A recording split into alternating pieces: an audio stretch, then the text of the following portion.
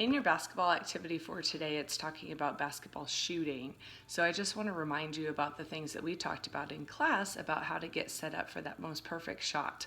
So when you are, let's remember what's called that an acronym, right? So we had the letters for beef. So if you'll remember, that B meant that balanced stance.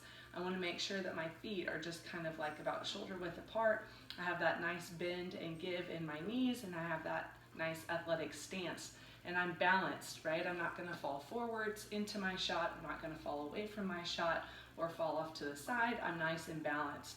Then that first E, after I get the bottom part of my body set up, is my elbow. So I want to have that elbow out in front of me so that I'm starting to now shoot with one hand and not two hands from my chest. So I want that elbow nice and underneath me. I have that nice L in my arm, okay? And I want to then put that basketball almost like it's on my forehead, okay? Remember, we also have that nice little gap in between our hand and the ball to where we're not having it in our palm, to where I'm more likely to push it like this, okay? So if I get that elbow up and that basketball is almost sitting on my forehead, my other hand is just that guide hand off to the side. And if I have it in a good place, then that second E is for my eyes. My eyes have to be able to see my target. So that means that ball needs to be up.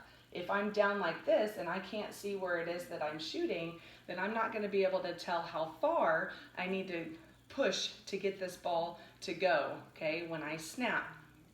I want to make sure that I'm using from the ground up. I want to kind of push off through my legs, push off through my hands, push off through that elbow, and at the end of that, when I snap, that's that F, that's that follow through, okay? And we talked about that hand in the cookie jar kind of thing, okay? I want to make sure that my fingers kind of disappear behind my arm. If my fingers come off to the inside and I can see them, that ball is going to curve this direction and not go towards my target and my goal. If I can see them off to the side like this, then that means my ball is going to go this way. So when I come into this and I'm set up and I have that balance, I have my elbow in place, I have my eyes able to see my target, and as I snap and I follow through, I want to make sure that I leave that hand up there towards my target. That's that follow through, to where I'm not just punching and pushing at the ball and then coming back. I need to make sure that I leave that hand up there, so that's that full follow through, okay? What you want to see from the ball is it spin backwards.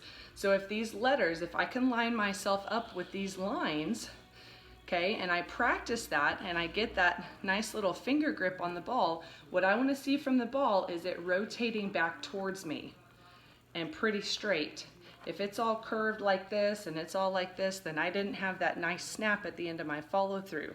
If I have a nice spin backwards towards me, then that means that I've gotten a really good wrist snap out of my shot. I've held that follow through, and I'm more likely to make more shots. So have fun with your shooting skills today.